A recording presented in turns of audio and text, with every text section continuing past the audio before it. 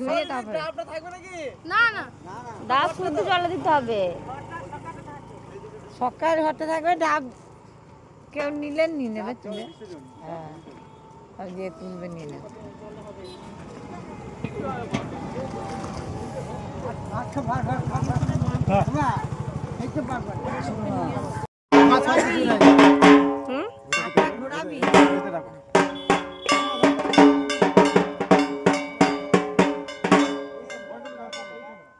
নিচে কাটতে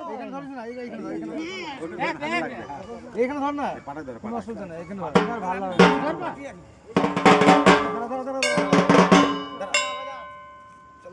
শিয়ালটা ধরো, এখানটা করে ইয়ে ঘুরি না, শিয়ালটা হাতে নে, শিয়ালটা হাতে নে, শিয়ালটা ঘুরি না, পাপা